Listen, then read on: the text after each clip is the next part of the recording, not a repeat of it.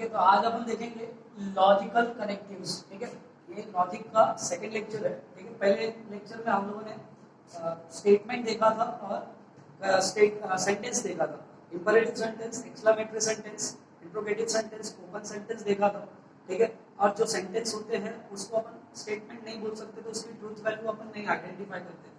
ठीक है, तो अभी अपन क्या करेंगे, क्वेश्चन नंबर 2 के लिए अपने को लॉजिकल कनेक्टिव्स देखना है। कनेक्टिव्स मतलब क्या होता है, एक तरह से कंजंक्शन आपने देखा था। Noun, pronoun, adjective, verb, adverb, proposition, conjunction. Conjunction मतलब क्या होता है, दो सेंटेंस को या तो दो वर्ड को के बीच में जो कनेक्टिव्स रहते हैं वो अपन देखेंगे। ठीक है, तो यहाँ पे सबसे पहले तुमको क्या करना है, एंड मतलब क्या होता है, उल्टा भी होता है, ये याद रखने का। एंड मतलब क्या होता है, उल्टा भी। ठीक है, एंड का मतलब भी क्या होता है, कंजंक्शन होता है। क्या होता है, कंजंक्शन। उसके बाद फिर और मतलब क्या होता है, सीधा भी होता है। क्या होता है, सीधा भी। एंड मतलब क्या होता है, उल्टा भी होता है, और मतलब क्या होता है, सीधा भी होता है। ठीक है, और को अपन जब पढ़ेंगे तो डिसजंक्शन बोलेंगे। क्या बोलेंगे, डिसजंक्शन। उसके बाद फिर तीसरा जो नंबर है यहाँ पे, इफ के बाद स्टेटमेंट रहेगा। क्या रहेगा, इफ के बाद स्टेटमेंट रहेगा, फिर देन के बाद भी स्टेटमेंट रहेगा। इफ के बाद भी स्टेटमेंट रहेगा, देन के बाद भी स्टेटमेंट रहेगा। तो उस केस में जो सिंबल रहेगा, इफ और देन अगर है तो क्या लगाएंगे अपन, सिंगल इंप्लाइज लगाएंगे। क्या लगाएंगे, सिंगल इंप्लाइज। ठीक है, और ये जो सिंगल इंप्लाइज है इसको अपन क्या बोलते हैं, कंडीशनल बोलते हैं। क्या बोलते हैं, कंडीशनल। आगे चल के इसको अपन इम्प्लीफिकेशन बोलेंगे, इम्प्लीकेशन भी बोलेंगे। ठीक है, इसको अपन इम्प्लीकेशन भी बोलते हैं। उसके बाद फिर जो 4 नंबर का है, तो यहाँ पे पहले क्या रहेगा, पहले स्टेटमेंट रहेगा। क्या रहेगा, स्टेटमेंट रहेगा, पहले स्टेटमेंट रहेगा, बीच में कनेक्टिव्स क्या आएगा, if and only if. If and only if, इसको अपन इस फॉर्म में लिखते हैं। आई डबल एफ भी रहा तो भी उसका मतलब भी वही है। ठीक है, इफ एंड ओनली इफ। ठीक है, पहले स्टेटमेंट रहेगा, बीच में इफ एंड ओनली इफ रहेगा, उसके बाद फिर से स्टेटमेंट रहेगा। तो इसको अपन कौन से लेटर से डिनोट करेंगे, तो डबल इंप्लाइज के साथ डिनोट करेंगे इसको। दोनों साइड में एरो रहेगा। ठीक है, इस टाइप का अपन इसको डिनोट करेंगे। अगर प्रॉब्लम में इफ एंड ओनली इफ है, अगर प्रॉब्लम में इफ एंड ओनली इफ है तो डबल इंप्लाइज का साइन आएगा। अगर प्रॉब्लम में इफ और देन अगर है तो सिंगल इंप्लाइज का साइन आएगा। प्रॉब्लम में अगर और अगर है तो अपन क्या करेंगे, सीधा भी बोलेंगे। एंड अगर है तो अपन क्या बोलेंगे, उल्टा भी बोलेंगे। क्या बोलेंगे, उल्टा भी। ठीक है, तो एक बार तुम लोग ये देख लो। ठीक है, कनेक्टिव्स कौन कौन से होते हैं। एंड मतलब क्या होता है, उल्टा भी होता है, और मतलब क्या होता है, सीधा भी होता है। ठीक है, उसके बाद इफ और देन अगर प्रॉब्लम में है तो सिंगल इंप्लाइज का साइन आएगा। इफ और देन अगर है तो सिंगल इंप्लाइज का साइन आएगा। अगर प्रॉब्लम में इफ एंड ओनली इफ अगर है तो अपन डबल इंप्लाइज का साइन लगाएंगे। इसका डबल इंप्लाइज का साइन लगाएंगे। ठीक है, तो इससे रिलेटेड क्वेश्चन नंबर 2 है। क्वेश्चन नंबर 1 में अपन ने सब कुछ देख लिया, सेंटेंस क्या होते हैं और स्टेटमेंट क्या होता है वो सब अपन ने देख लिया। क्वेश्चन नंबर 2 की अगर अपन बात करेंगे तो देखो उसमें क्या बोला है, उसने बोला कि right the following compound statement. Right the following compound statement मतलब ये स्टेटमेंट है। ठीक है, तो उसको सिंबॉलिक फॉर्म में कन्वर्ट करो। उसको अपन सिंबॉलिक फॉर्म में कन्वर्ट करेंगे। तो जब सिंबॉलिक फॉर्म में कन्वर्ट करेंगे तो देखो यहाँ पे क्या बोल रहा हूँ, नागपुर इज इन महाराष्ट्र। ये पहला स्टेटमेंट है, नागपुर इज इन महाराष्ट्र ऐसा बोला। And Chennai is in Tamil ऐसा करके बोला। ठीक है, Nagpur is in Maharashtra and Chennai is in Tamil. इस टाइप का अगर अपन देखेंगे तो देखो यहाँ पे दो सेंटेंस है, दो स्टेटमेंट है। तो दोनों स्टेटमेंट में अपन क्या करेंगे, जो पहला स्टेटमेंट है नागपुर इज इन महाराष्ट्र, एक स्टेटमेंट हो गया, इसको मैं पी से डिनोट करूंगा। इसको मैं कौन से लेटर से डिनोट करूंगा, पी के साथ। उसके बाद फिर चेन्नई इज इन तमिल। ठीक है, तो इसको अपन क्या बोलेंगे, यहाँ पे क्यों बोलेंगे। पहले वाले को नागपुर इज इन महाराष्ट्र को मैंने पी बोला, उसके बाद फिर चेन्नई इज इन तमिल को मैंने क्या बोला, क्यों बोला। ठीक है, अब अपन क्या करेंगे, इसको इसका सिंबॉलिक फॉर्म लिखना है। क्या लिखना है, सिंबॉलिक फॉर्म। तो देखो सिंबॉलिक फॉर्म में मैं क्या बोल रहा हूँ, जो नागपुर इज इन महाराष्ट्र है, जो नागपुर इज इन महाराष्ट्र लिखा है उसको मैं पी से डिनोट कर रहा हूँ। कौन से लेटर से, पी से। और चेन्नई इज इन तमिल जो है उसको मैं कौन से लेटर से डिनोट कर रहा हूँ, क्यों। तो अब अगर मैं पढ़ता हूँ इसको कैसे पढ़ेंगे, देखो पी मतलब क्या है, पी मतलब क्या है, नागपुर इज इन महाराष्ट्र। उसके बाद यहाँ पे उल्टा भी है, उल्टा भी का मतलब क्या रहेगा, एंड। ठीक है, तो ये इसका मतलब क्या है, एंड है। पी का मतलब Nagpur is in Maharashtra and Chennai is in Tamil. ठीक है, ऐसा करके आपने बोला, तो ये पहला आंसर हो गया। मतलब एक दो स्टेटमेंट है, बीच में कोई कनेक्टिव्स है और अपन उसको क्या कर रहे हैं, सिंबॉलिक फॉर्म में कन्वर्ट कर रहे हैं। ठीक है, तो अब आप दूसरे क्वेश्चन की तरफ चलते हैं। दूसरा क्वेश्चन क्या होता है, और खास बात क्या करना है कि देखो कभी भी स्टेटमेंट निगेटिव होता है तो अपन जब उसको डिनोट करेंगे तो पहले पॉजिटिव ही लेना है। क्या लेना है, पॉजिटिव लेना है। तो तीसरे क्वेश्चन में अपने को समझेगा। फिलहाल अपन दूसरा क्वेश्चन देखते हैं। Triangle is equilateral. ट्रायंगल है वो कैसा है, इक्विलैटरल है। एक स्टेटमेंट हो गया। दूसरा स्टेटमेंट और आइसोस्केलेस। मैंने बताया था कि अगर रहेगा, अगर एंड रहेगा तो उल्टा भी लिखो, और अगर रहेगा तो सीधा भी लिखो। इफ और देन अगर रहेगा तो अपन क्या करेंगे, सिंगल इंप्लाइज। और प्रॉब्लम में इफ एंड ओनली इफ रहेगा, इफ एंड ओनली इफ अगर रहेगा तो इसका मतलब क्या रहेगा, डबल इंप्लाइज रहेगा। क्या रहेगा, डबल इंप्लाइज रहेगा। ठीक है, तो यहाँ पे मैं देख रहा हूँ कि ट्रायंगल इज एन इक्विलैटरल बोला और आइसोस्केलस बोला, तो इसको मैं कैसे लिखता हूँ देखो। इसमें मैंने क्या लिखा, पी में अपन ने क्या लिखा, ट्रायंगल इज इक्विलैटरल। एक बोला मैंने, इसको पी से डिनोट किया। और आइसोस्केलस, यहाँ पे और लिखा है, लेकिन मैंने लिखते समय कैसा लिखा वो देखो। यहाँ पे ट्रायंगल इज इक्विलैटरल, तो ट्रायंगल इज आइसोस्केलस लिखने का। ठीक है, यहाँ पे और आइसोस्केलस बोला मतलब ट्रायंगल ही आइसोस्केलस है। लिखते समय अपने को ट्रायंगल इज आइसोस्केलस लिखेंगे। अच्छा, तुमने इसको पूरे को पी डिनोट कर दिया, करेक्ट है, मैंने पी लिखा। और का मतलब क्या आएगा, और मतलब क्या आएगा, सीधा भी आएगा। ठीक है, ध्यान से पढ़ो, बहुत ही इजी कांसेप्ट है। ठीक है, यहाँ पे और मतलब क्या आएगा, सीधा भी अपन ने लिखा। दूसरा क्या है, ट्रायंगल इज आइसोस्केलस, इसको मैंने क्या बोला, क्यू बोल दिया। क्या बोला, क्यू। पहला वाला पी आ गया, दूसरा वाला क्या आ गया, क्यू आ गया। तो ये क्या हो गया, सिंबॉलिक फॉर्म हो गया। ठीक है, उसके बाद फिर आगे बढ़ते हैं अपन। Question number 3, the angle is right angle. क्या बोला उसने, the angle is right angle. उसके बाद इसने यहाँ पे मेंशन किया है कि इफ एंड ओनली इफ। क्या बोला है, इफ एंड ओनली इफ। ठीक है, ये तो अपन ने सुना है कि इफ एंड ओनली इफ अगर आएगा तो क्या बोलेंगे, डबल इंप्लाइज का साइन है। ठीक है, तो यहाँ पे एक स्टेटमेंट यहाँ से स्टार्ट हुई है, the angle is right angle. क्या बोला मैंने, the angle is right angle. ठीक है, if and only if it is of measure 90 degree. मतलब पहला स्टेटमेंट ये है और दूसरा स्टेटमेंट ये है। ठीक है, पहले स्टेटमेंट को मैं क्या बोलूंगा, पी डिनोट कर रहा हूं। Triangle is equilateral, triangle is equilateral यहाँ पे गलत हुआ थोड़ा सा। पी में अपन लिखेंगे the angle is right angle. यहाँ पे अपन ने क्या लिखा, the angle is right angle. और दूसरा स्टेटमेंट क्या है, it is of measure 90 degree. It is of measure 90 degree. तो यहाँ पे अपन लिखेंगे इट इज, लिखो इट इज ऑफ मेजर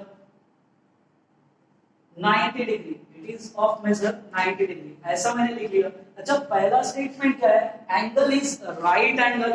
ठीक है, if and only if it is measure of 90 degree. तो पहले स्टेटमेंट में अपन ने बोला P बराबर अपन ने डिनोट किया, the angle is right angle.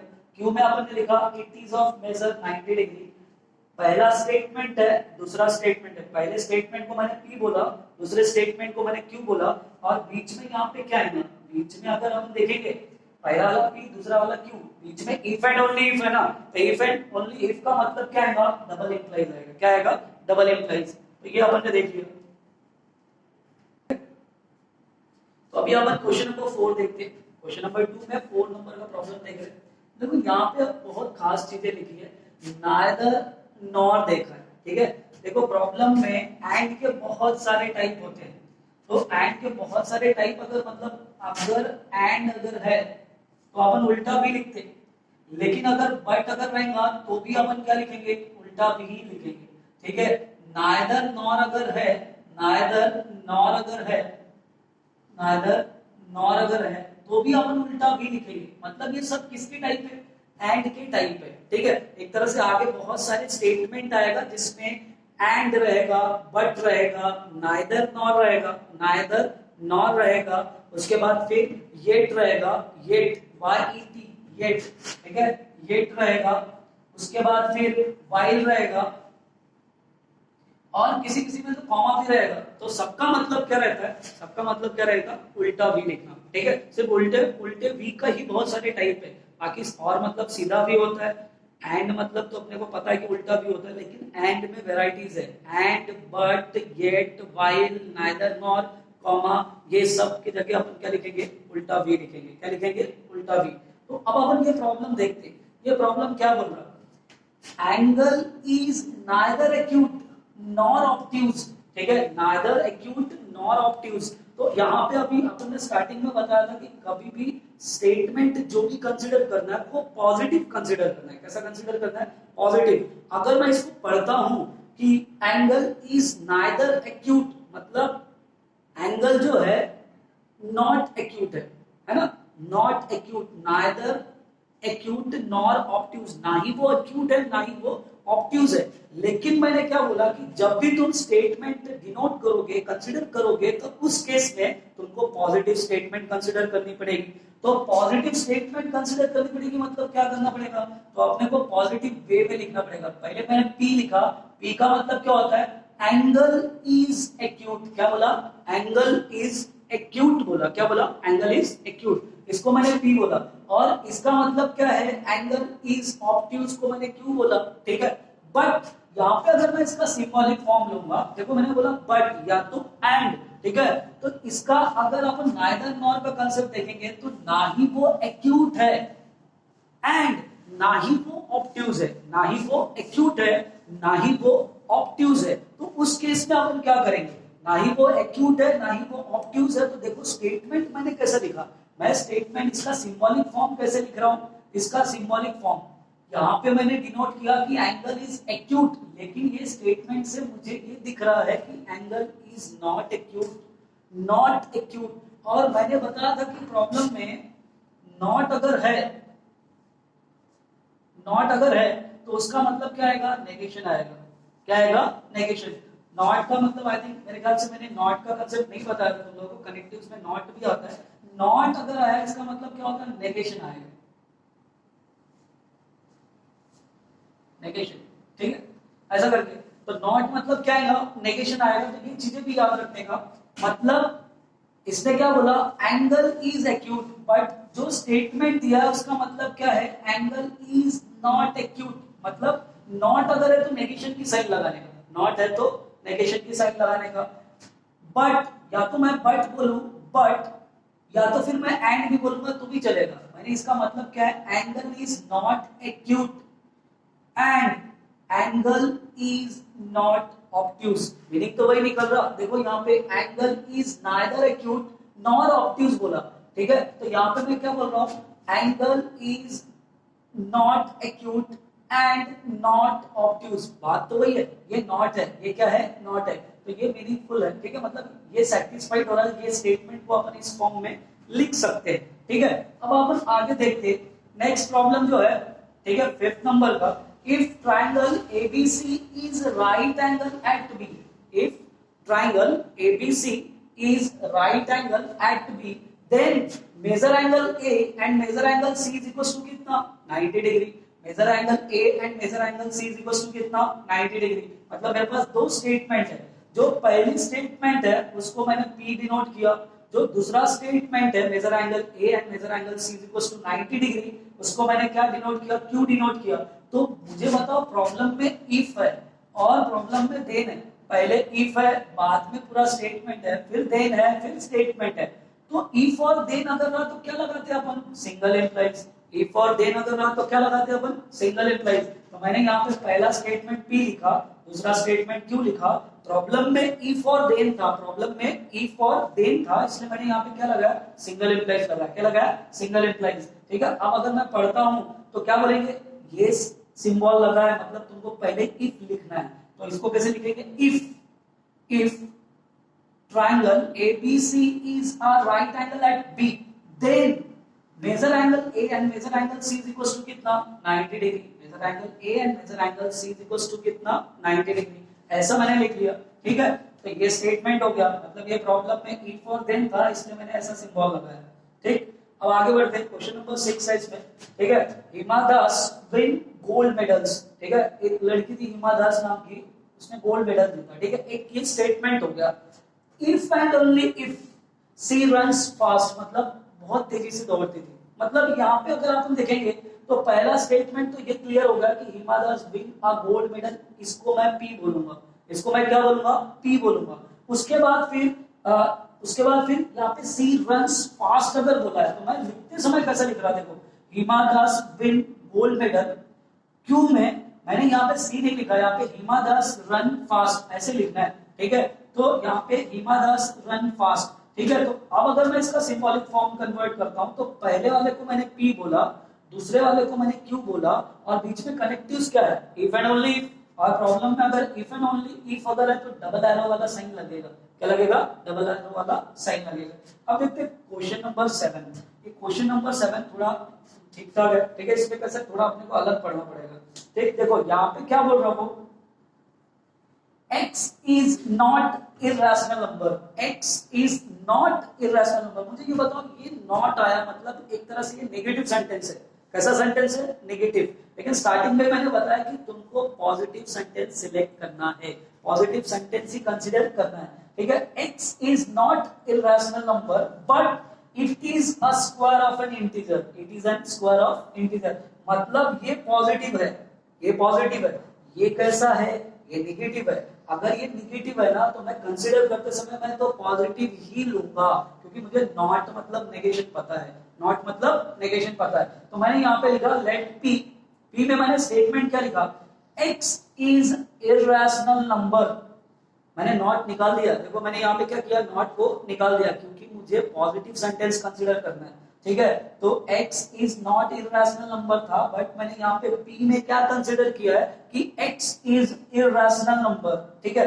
दूसरा वाला तो ऑलरेडी पॉजिटिव है, it is a square of N integer, मतलब x is an square of N integer number, ठीक है, ऐसा करके बोला। तो इसका सिंबॉलिक फॉर्म क्या होगा, देखो पहला स्टेटमेंट तुम्हारा क्या बोल रहा था, यहाँ से लेके ये पूरा पहला स्टेटमेंट हो गया।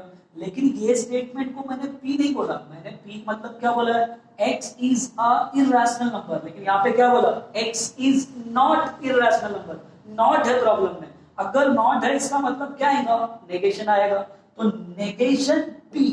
अब अपन इसको क्या बोलते हैं, अगर प्रॉब्लम में नेगेशन है मतलब जो तुमने x is irrational number consider किया है, x इज इर्रेशनल नंबर को क्या पढ़ेंगे, अभी नेगेशन अगर लग गया तो x is not irrational number. यहाँ पे नॉट मेंशन है, मतलब x is not irrational number, मतलब ये क्या होगा, नेगेशन p। बट आ गया, देखो बट मैंने क्या बोला, बट अगर रहा तो उल्टा v ही लेना है, एंड अगर है तो उल्टा v लेना है, नाइदर नॉर अगर है तो भी उल्टा v लेना है, येट व्हाइल कॉमा कुछ भी है तो उल्टा v ही लेना है। सिर्फ एंड में ही इतनी सारी वैरायटीज है, बाकी नहीं है, बाकी इसमें सिंगल सिंगल, ठीक है। तो आपने नेगेशन p बट मतलब उल्टा v, यहाँ पे क्या लिखा q, तो ये आपने सिंबॉलिक फॉर्म में कन्वर्ट किया।